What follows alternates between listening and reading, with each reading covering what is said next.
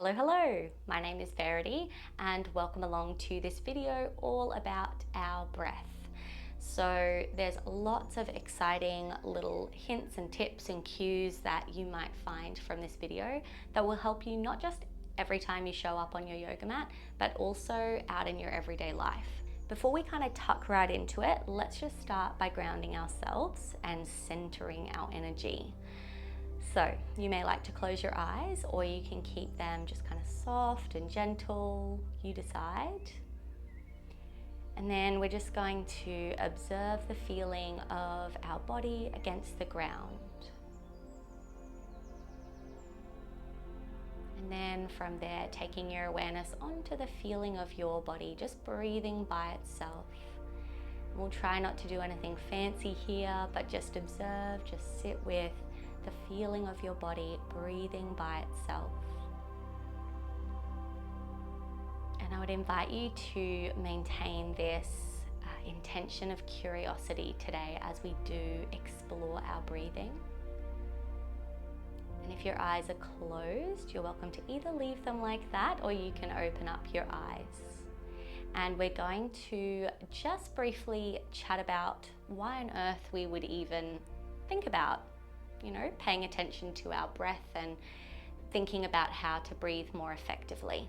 Surely we're all alive, so we are all breathing effectively. If you think about it, we breathe how we feel. So when we become stressed or anxious, things are like moving really fast, that sort of triggers the stress response within our body, which includes this motion of our breath to become shorter and shallower and quicker. Sometimes we're in sort of an acute moment of stress, like something right in front of us happens, boom, we become a bit stressed, maybe it goes away. But actually in a lot of our lives, we're sort of faced with so many of these different challenges and stimulations throughout the day that we can sort of end up getting into this cycle of stress, this stress response sort of bubbling away in our nervous system.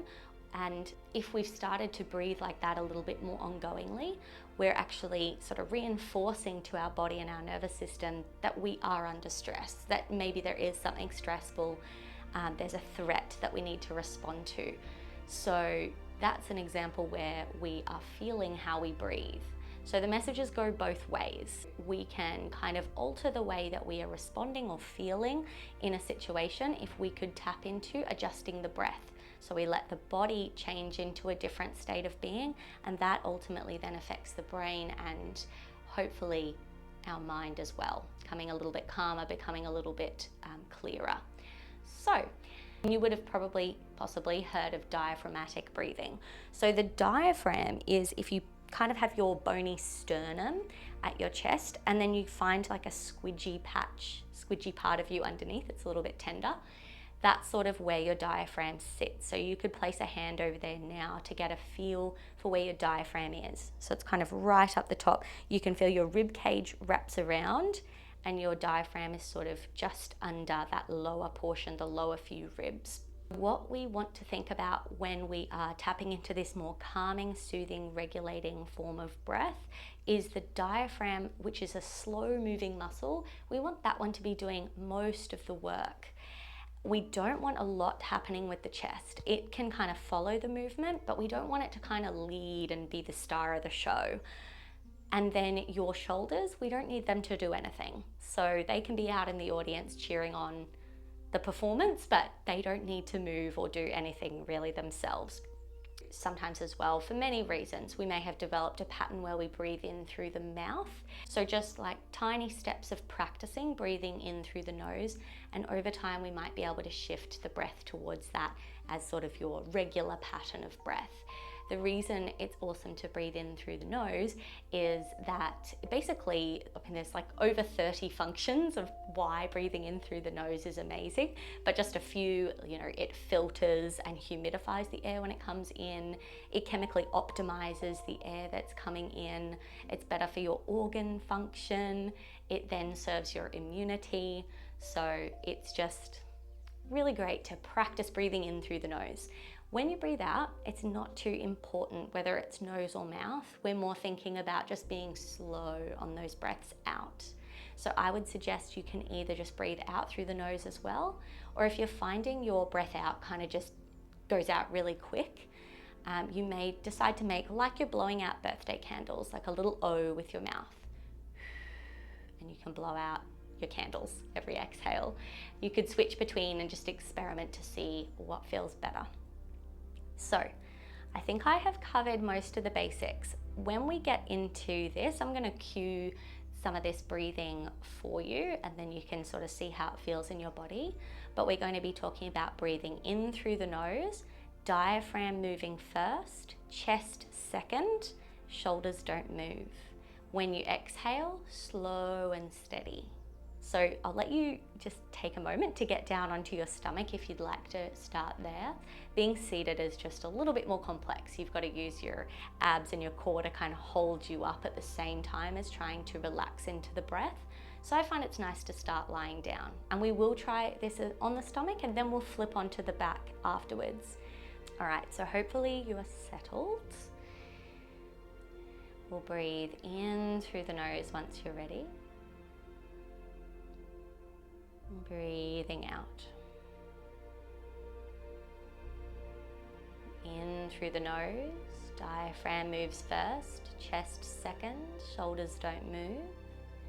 Exhale, slow and steady. Inhale through the nose, diaphragm moves first, chest second, shoulders don't move.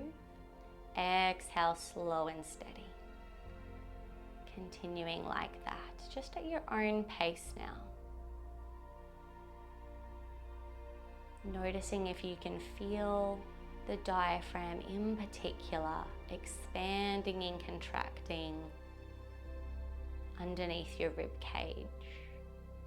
So as the diaphragm moves with each breath, the inhales will create a little more expanding all the way around your rib cage.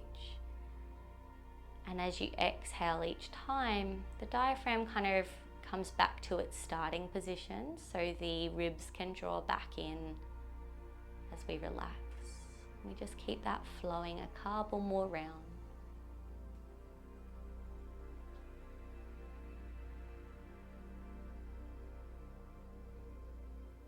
One more.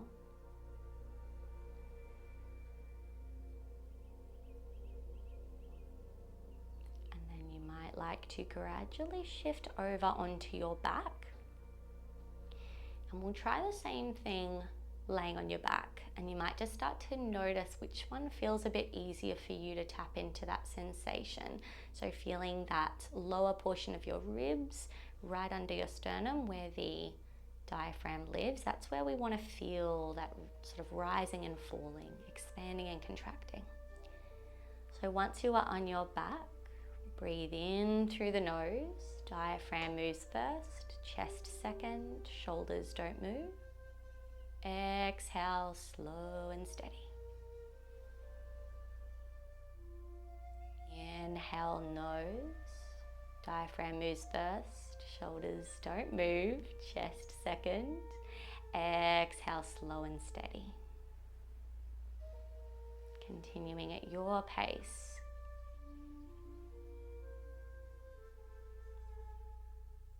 And if you notice yourself really working hard to focus and kind of move the space in your sort of upper abdomen or lower ribs where the diaphragm is, see if you can ease off a little bit of that effort. We don't actually want to force this part of our body to move. We just want to allow it, invite this slow pattern of breath to delve deep into that part of our body. And it might take a bit of practice to feel it happening in your body.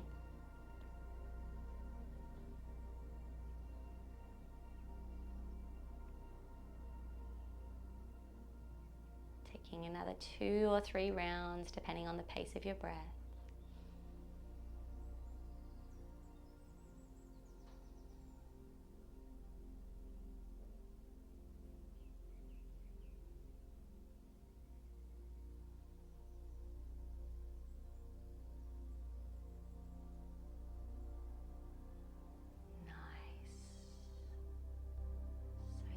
thank you so much for joining me in today's practice all together.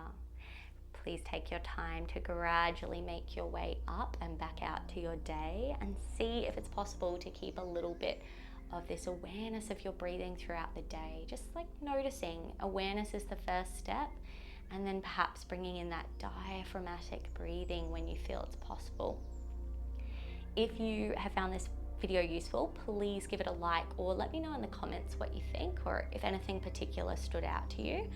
And otherwise, please make sure you subscribe as well. It's so great if you want to subscribe, then you'll know exactly when the next video is landing.